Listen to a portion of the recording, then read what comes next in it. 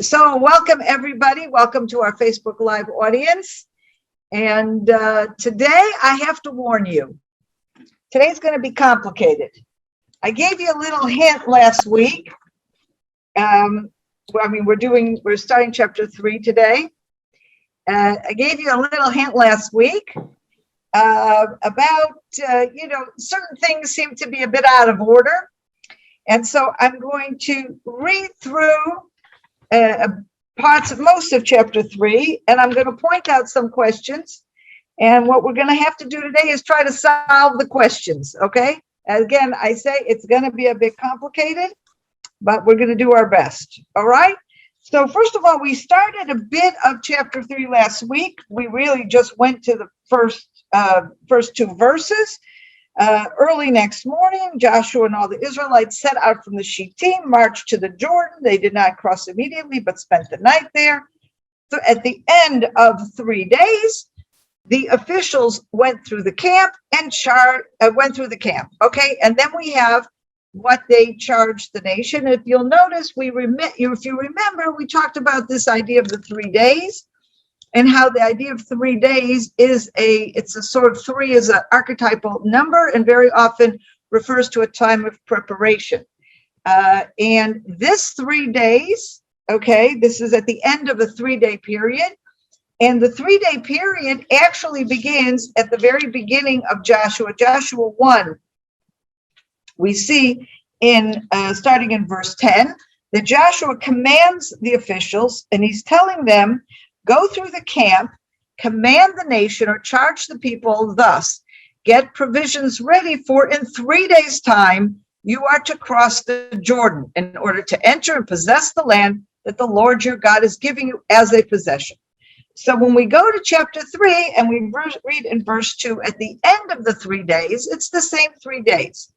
It's the 3 days that they were given warning. It's also the same 3 days that we learned in chapter 2 is the time where the spies were there with Rahab, and then they hid, and then they came back. All that also happened during the same 3-day period. So it's a time of preparation, and we have 2 scenes. The scene of the nation camped ready to cross. They're getting ready during the 3 days, and during the same 3 days, the spies are getting organized. Okay, now we go on to verse, we continue what we've been reading in chapter 3. Okay, they commanded the people. Okay, the end of 3 days, the officers went through the camp. That's verse 2. Verse 3 is like a continuation of that verse, and they commanded the people, as soon as you see the ark of the covenant of the Lord your God being carried by the Levitical priests, then you shall set out from your place and follow it. In other words, he's giving an instruction. The ark is going to go first, okay? Yet there shall be a distance between you and it, about 2,000 cubits in length. Do not come near it, in order that you may know the way you shall go, for you have not passed this way before. Then Joshua said to the people, consecrate yourselves, for tomorrow the Lord will do wonders among you. So we start out with an instruction by the officials, and they are essentially warning the people to keep on the one hand, to follow the ark. The ark is leading the march, and yet to keep distance from the ark. And we know that is a direct connection to the things that we studied when we studied the building of the tabernacle and the ark back in Exodus. It was the same idea. Don't touch it, don't get near it. And this is very, very important. Now, then we have the next verse, verse 6. Joshua said to the priests, take up the ark of the covenant and pass on before the people. So they took up the ark of the covenant and went before the people.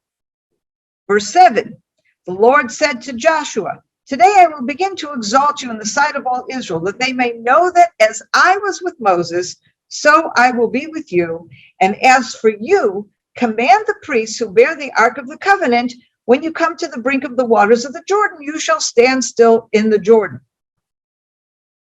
Now, I have a question about this, okay? It says in verse 6 that Joshua commands the priests, take up the ark of the covenant and pass on before the people. However, it is only in verse 7 that we learn that God commands Joshua to tell the priests to bear the Ark of the Covenant. When you come to the brink of the waters of the Jordan, you shall stand still in the Jordan. Okay? So it's a little odd that we have Joshua first telling commanding the priests about the Ark of the Covenant, and only afterwards finding out that God commanded Joshua to tell the priests something about the Ark of the Covenant. So that's my first question. We're going to see similar questions as we continue. Verse 9. And Joshua said to the people of Israel, "Come here and listen to the words of the Lord your God."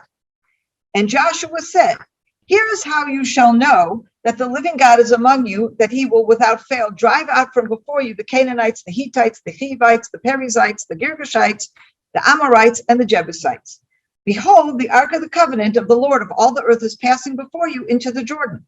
Now therefore take 12 men from the tribes of Israel, from each tribe a man, and when the soles of the feet of the priests bearing the Ark of the Lord of all the earth, shall rest in the waters of the waters of the Jordan shall be cut off from flowing, and the waters coming down from above shall stand in one heap."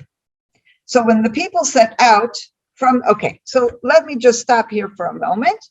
And here we have Joshua commanding the people of Israel, telling them about how they're supposed to go forward. Behold the Ark of the Covenant, etc.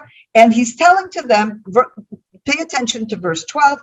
Now therefore take 12 men from the tribes of Israel, from each tribe a man. And he's telling them that they're supposed to do something when they come into the land, okay? And when they come, into the, now take the 12 men for the tribes. And then it says, when the soles of the feet of the priests bearing the ark, okay, the waters will stand. And then if we come further, okay, we'll stop here for now. Again, we have an odd situation, because if we go forward to chapter 4 begins actually, the first verse is a very strange verse. It says, when the entire nation had finished crossing the Jordan, chapter 3 ends with the nation crossing the Jordan. Chapter 4 begins connecting to that, and when they finished crossing the Jordan. And then we have the Lord said to Joshua, select 12 men from among the people, one from each tribe. And it struck them as follows: pick up 12 stones from the spot exactly in the middle of the Jordan where the priest's feet are standing, take them along with you and deposit them in the place where you will spend the night. Okay? Again, we have the same question. Joshua has already, in verse 9, commanded this: take 12 men from the tribes of Israel, from each tribe a man. Okay, and then he moves to talk about what happens when the priests sit there. But he's already commanded these 12 men that they're supposed to do something. Okay, but God actually commands Joshua on this issue later in chapter 4. Again, it seems very out of order. It doesn't make a lot of sense. Okay? So these are the, oh, and I have one more similar question. We're going to continue now into chapter 4. Okay? Chapter 4, let's start with verse 8. Okay? And the people of Israel did just as Joshua commanded, and took up 12 stones out of the midst of the Jordan, according to the number of the tribes of the people of Israel, just as the Lord told Joshua. And they carried them over with them to the place where they lodged and laid them down there. And Joshua set up 12 stones in the midst of the Jordan, in the place where the feet of the priests bearing the Ark of the Covenant had stood. And they are there to this day. For the priests bearing the ark stood in the midst of the Jordan until everything was finished, that the Lord commanded Joshua to tell the people, according to all that Moses had commanded Joshua. The people passed over in haste. Okay, that is verse 10. Now look at verse 11. When all the people had finished passing over the ark of the Lord, and the priests passed over before the people, the sons of Reuben, the sons of Gad, the half tribe of Manasseh, passed over armed before the people of Israel. Moses told them, about 40,000 ready for war passed over before the Lord for battle. On that day, the Lord exalted Joshua in the sight of all Israel, and they stood in awe of him, just as they stood in awe of Moses all the days of their life. Okay? So we have already what do we have? We have in verse 11, when all the people had finished passing over the ark of the Lord, and the priests passed over before the people. Okay, so we have already in verse 11 that the people finished crossing, they passed the ark of the Lord, and then the priests also had passed. They go forward. Then look at verse 15. The Lord said to Joshua, command the priests bearing the ark of the testimony to come up out of the Jordan. So Joshua commanded the priests come up out of the Jordan. But in verse 11, we already learned that they passed before the people and they had come out of the Jordan. So we have three situations where seemingly these verses seem to be in strange order, where Joshua has given commands to the nation in advance of God telling Joshua what he's supposed to do. It makes sense that God would first tell Joshua what to command the nation, and only afterwards, Joshua would then command the nation or the priests or the officials or whatever, what God told him to do. And yet, these verses seem to be written out of order. Now, Kim, if you could put up that document that I gave you. I am now going to share screen. I have taken the liberty to reorder these verses. And I want to read them through, and I think you will find they make a lot more sense. Now, not to worry, in case some of you are getting uncomfortable. I am not suggesting that God made a mistake.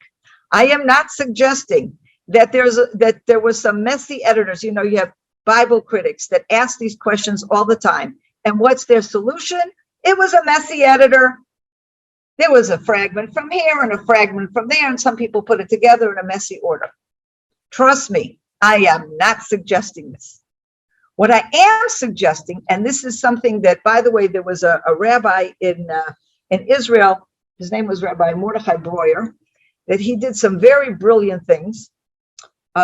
This is not from him, but his idea is what has given me this approach.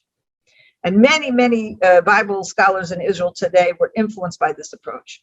Basically, what this rabbi did is he asked the same questions that the Bible critics asked. Places where you have things repeated more than once, where you have inconsistencies in a text, where you have things that seemingly out of order. The answer of the Bible critics have been, different, this is man-made, different versions of the same story, and they just kind of put it together in a hodgepodge, and that's what you get. Rabbi Breuer said, no, this is not a hodgepodge. This has been written like this on purpose.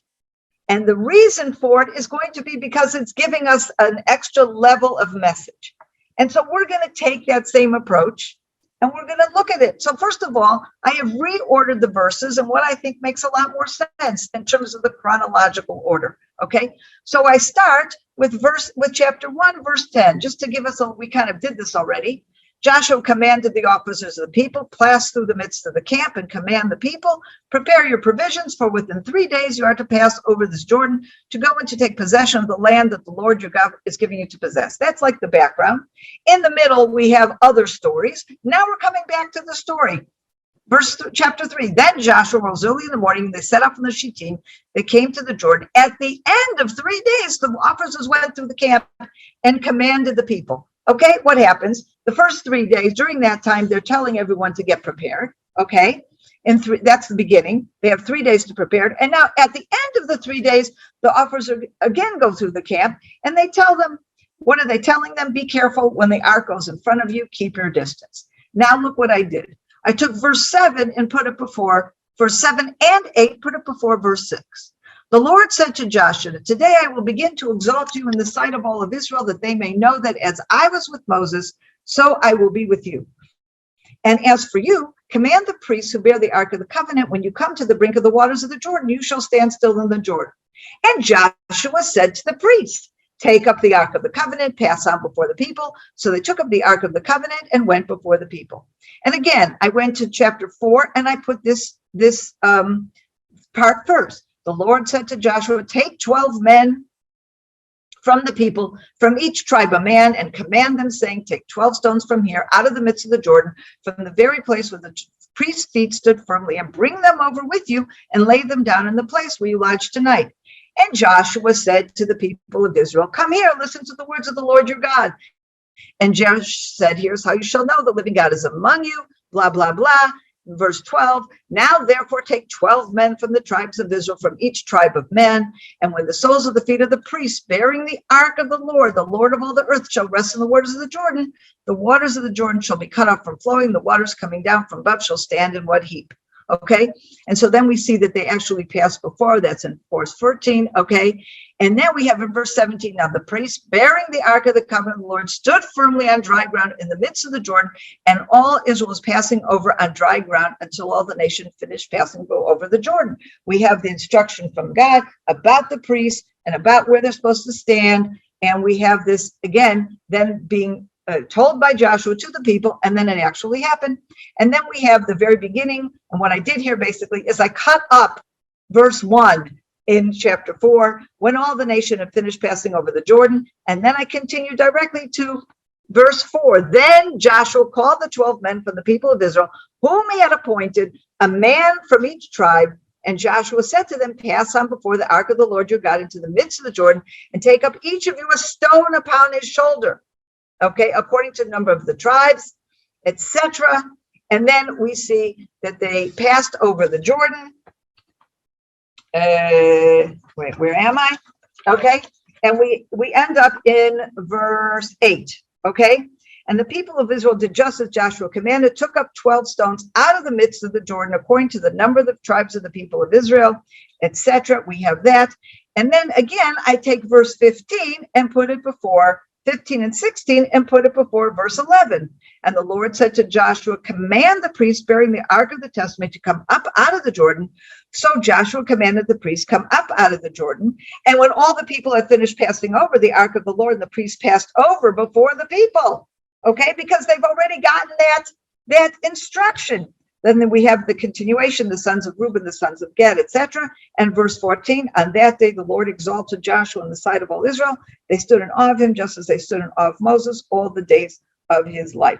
And then we continue on to the end of chapter 4. Okay. Now I'm going to get to the stones and what the stones were and all that stuff in a minute, but I'm going to ask now a question. I think you will probably agree with me that the way I have reordered these verses makes a lot more sense, because we have, in each case, God making a commandment, Joshua then taking that commandment and doing with it what he's supposed to do, whether he commands the nation, commands the priests, commands the 12 men, okay? And then we have the actual performance. The priests do what they're supposed to do, the 12 men do what they're supposed to do, and they cross the Jordan. It all makes a lot of sense. So again, as I said, because I don't believe that this is random, and I don't believe it's some sloppy editor that put these verses in bad order, to me, this is written on purpose, written in bad order on purpose. So what we have to ask ourselves is, what is accomplished if we take this out of order? Okay, I'm going to go back again to the beginning. And I'm going to summarize them. If you want to follow the text, great. If not, not. But basically what happens when I follow the original commandment is that, for example, let's look at chapter 3, verse 5. Okay. Then Joshua said to the people, consecrate yourselves, for tomorrow the Lord will do wonders among you. And Joshua said to the priests, take up the ark of the covenant, pass on before the people. So they took up the ark of the covenant and went before the people. Okay. That is a unit in and of itself. Okay, chapter 3, from verse 1 through verse 6, we have a consistent story of Joshua. Without God, God has been removed. Joshua, of course, says, the Lord will do wonders among you. But what we are missing, we have a consistent story, and there's only one thing missing. The fact that somewhere in the middle there, God told Joshua what he's supposed to say or do. And the impression, therefore, that is created here is of a Joshua who is an independent leader. A Joshua who takes the reins and knows exactly what they need to do. And at the end of these, and this is what he tells them to do. Okay? And we see that consistently in each part. If we look starting from verse 9, chapter 3, verse 9, and Joshua said to the people, and he goes on and tells them exactly what to do. And then we only have at the end of the story, oh, by the way, you need to know that it's God who told Joshua he's supposed to do this with the 12 men and the stones and all that stuff. Okay? And the same thing afterwards. If I look at verse 9, verse 10. Okay, and I have it ending. The priest bearing the ark stood in the midst of the Jordan. Okay, and the Lord till everything was finished, the Lord had commanded Joshua to tell the people. And I continue, when all the people had finished passing over the ark of the Lord, the priest passed over before the people. Okay, we have this story, the sons of Reuben, all about 40,000 ready for war, passed over before the Lord for battle to the plains of Jericho. What I have there is a consistent story of success that is human, that is Joshua staying positioned there at the leadership of the people. He's directing traffic, okay, and God is not getting involved in the middle, okay? And I think that, of course, but on the other hand, God is not left out, because at the end of each section, we have what God had specifically told Joshua. But instead of interrupting Joshua's leadership with an instruction from God, we have an interrupted flow of Joshua's leadership. And so this tells me that there's a reason here. And I would like to go back to some verses that we didn't pay that much attention to, but I'd like to focus on them now. And I know it's a little complicated. I'm trying to build a full story. I will tie this all together. Let's go back to Joshua 1. Joshua 1, verse 2, okay? Starting with there. God is speaking to Joshua. This is how the book opens. And he's giving him encouragement. And what does he say? My servant Moses is dead. Prepare to cross the Jordan together with all this people. It goes on and continues. And then he says on verse 5, no one shall be able to resist you as long as you live. As I was with Moses, so I will be with you. I will not fail you or forsake you. Okay? What he is doing here is he's number one saying, Joshua, I promise you, your stature in the eyes of the nation will be as Moses. I will be with you, but your stature in the eyes of the people will also be as Moses. No man will be able to resist you as long as you live. And I think here you can interpret what man are we talking about? Very often, it's assumed that we're talking about the enemies that he's coming to attack. But I think you may also read it as saying no man in Israel. There will be no challenge within the nation to your leadership, Joshua. And this is something that God is promising. Same as with Moses. Moses was the undisputed leader of the nation. So too you will be the undisputed nation of the nation. And then look at verse 7. In verse 7, now we're moving on to chapter 3. Chapter 3, verse 7, what does God say? On this day, for the first time, I will exalt you in the sight of all Israel, so that they shall know that I will be with you as I was with Moses. That's stage 2. God first promises initially in a general way, and here God says this day. What do you mean this day? As we cross the Jordan, something will happen that will exalt you so that they shall know that I will be with you as I was with Moses. Your stature as a leader for the nation will be undisputed and amazing, even as Moses' stature was with the nation. And finally, in chapter 4, verse 14, we have at the conclusion, on that day, the Lord exalted Joshua in the sight of all Israel, and they stood in awe of him, just as they had stood in awe of Moses all the days of his life. Now, I contend that what God is doing here, and the way this is written in the chapter, is to emphasize this. God is not only here, it's kind of interesting, because very often we're used to God, performing miracles. And the point is that so the nation or the world or whoever should see God's hand. Here, God has said from the beginning, the point is not for the nation to see my hand. The point is for the nation to see you, Joshua, and understand that you are the leader. Now, why is this so important? Because Joshua has to step into Moses' shoes. That is not simple. And it could not have been simple. We noticed at the end of chapter 1, where already the tribes, the 2.5 tribes, basically say to Joshua, okay, we'll follow you so long as God is with you. They're testing Joshua. And God is making it very clear here through these 3 stages, these statements that he makes. This is what I will do in general. This is what I will do today. And at the end of that day, this is what was accomplished, that this is part of the point. And therefore, in writing the chapters in the way they wrote them, it is to provide an uninterrupted, each section, uninterrupted Joshua's leadership.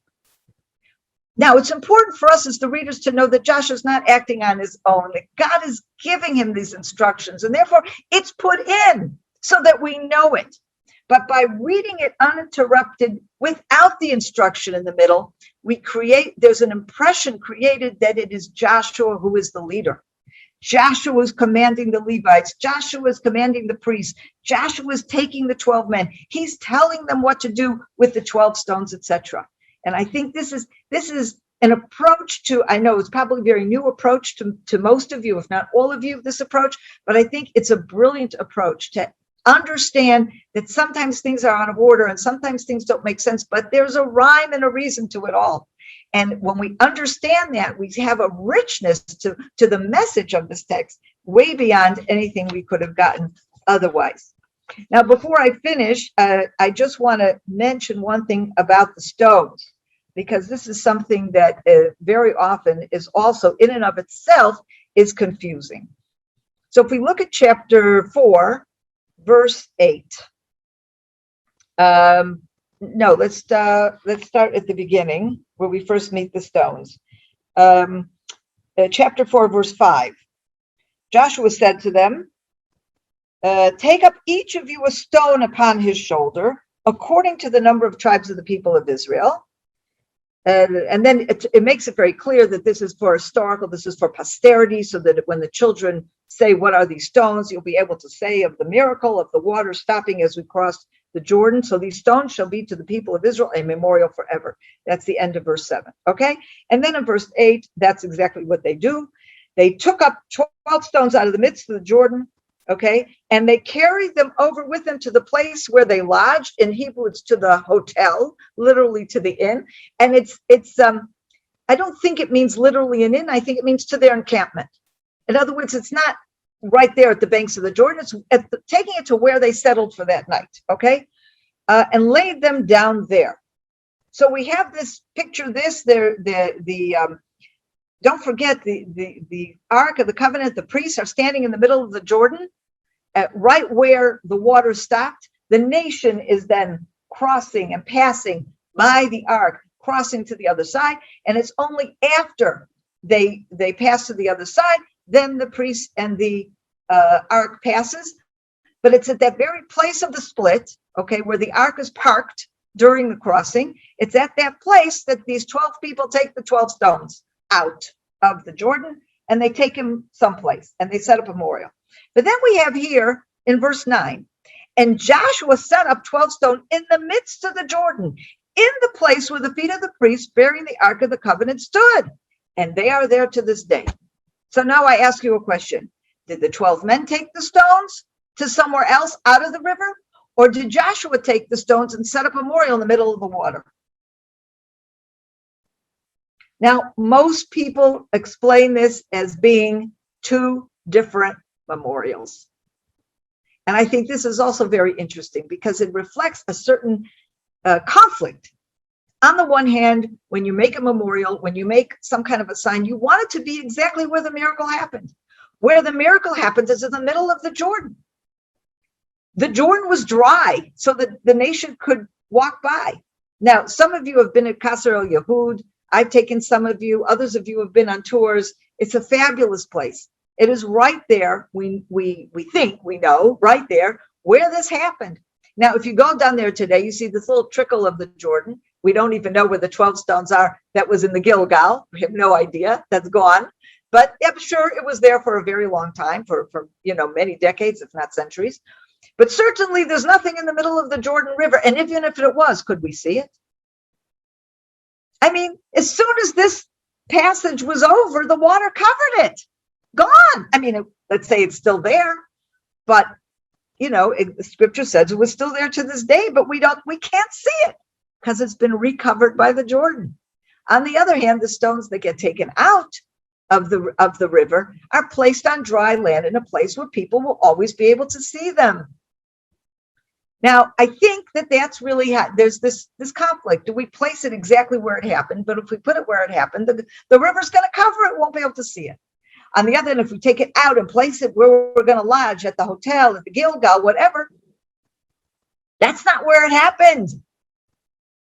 And so hereby, he does it twice. There's two different ones. One we won't see, but in the place, and one we will see that's a little bit someplace else, okay? And when it says they are there to this day, I'm not sure which of those 12 stones he's talking about.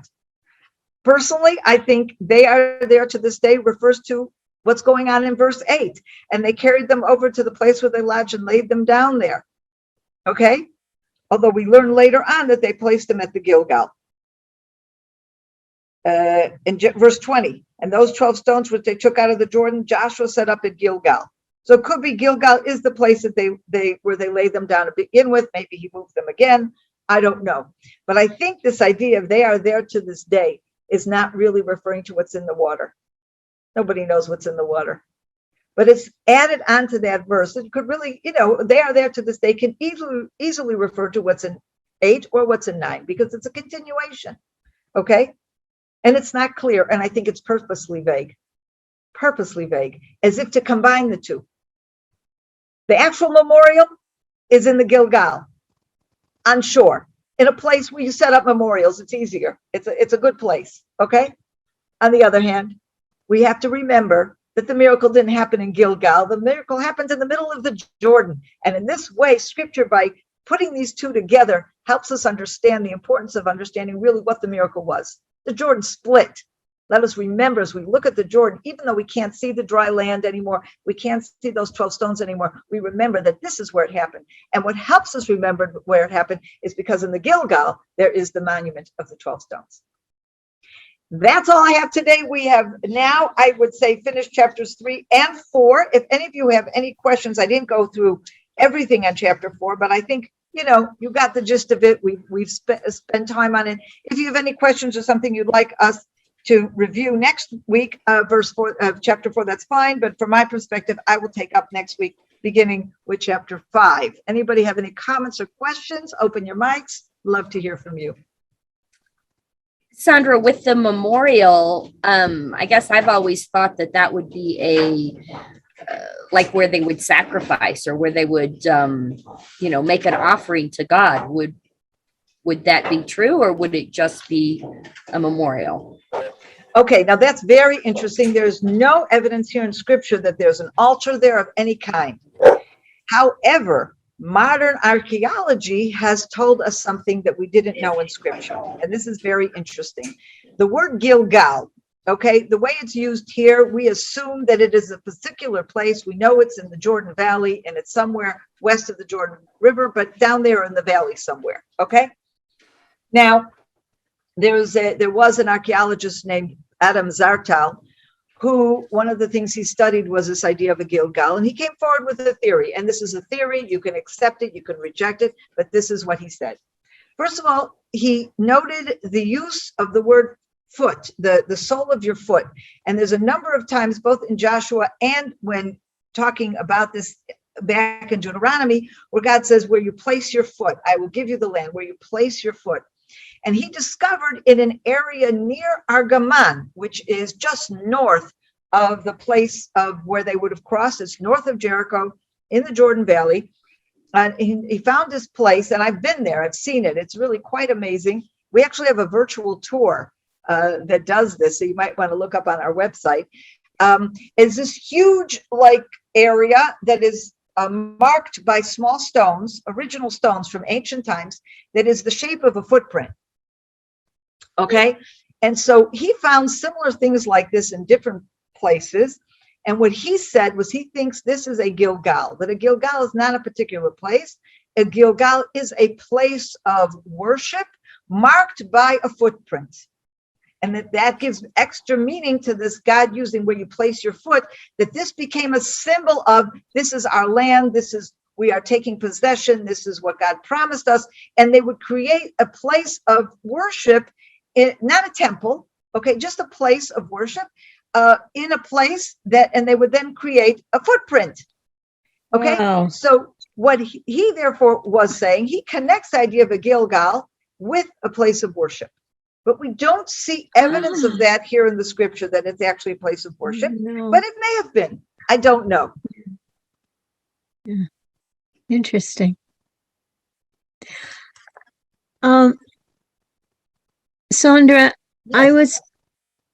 I was just kind of amazed at the difference of the splitting of the water. When they went through the Red Sea, the water was in heaps on either side. But the Jordan being a flowing river, the water was stopped and built up and built up and built up. And, right. In other words, it stops on one side. Yes. But yes. we don't know what we'll assume what happened was from that point, the water had already proceeded down. It already so it passed. dry. Yes. Right. So it was dry and it just totally dried up. Let's say that side dried and the other side is the wall. It was just as the water kept flowing. Did the flow of the water stop at the same point? So you had the initial wall and then it just stopped for a while? I mean, it would have taken them time to cross the river. They were millions of people. It says somewhere where it at some point that it stopped, and it seemed to be rather far. It says here, away. it's on chapter 3, verse 16. This is how it's described. Yes. Yes. The waters coming down from upstream piled up in a single heap a great way off at Adam, the town next to Zartan, and those flowing away downstream to the sea of the Arava, which could be, or the sea, the Dead Sea actually is what it says, ran out completely, so the people crossed near Jericho. So it just seemed to be that it continued to pile up, whereas the other ones escaped and then they just went. Yes. Right. And then it talks about that they passed in dry land. Yes. Right. It's hard for us to visualize. Sometimes we can visualize, but it's hard to imagine, but yeah, it was a miracle, no question. And it was a miracle. All right. Can I ask yes, Liz, you want to say something? You asked the question, why, what's the understanding of these things been told twice? And I'd wondered whether there was a sense in it that Joshua had instinctively known what to do. And then when God actually said it, it was confirming him the confidence thing that we've seen that wasn't there from the beginning, that he's needed the encouragement, that he's been told to be strong and courageous. And I just wondered if that's possible. You can certainly say that. Although it's not like God said to him, "Oh, you did right." Okay. God talks to him as if he's giving him a commandment to begin with, as if Joshua was hearing it for the first time. This is what you need to do. And then, but he's already done it, So that's why I think there's a question here of it's written out of chronological order in order to create to give us another message or to create another impression. Okay. Anyway, so it was great seeing you all, and we'll sign out now. But if you want to continue thinking about this, please email me. I'd love to hear from you if you have further questions or ideas, and we can continue discussing by email. Or if it's something that I think is something we all need to talk about, we'll take it up again next week. Be well. Okay. Have a great rest of the week. Thank you. Until next week. Bye-bye. Bye-bye.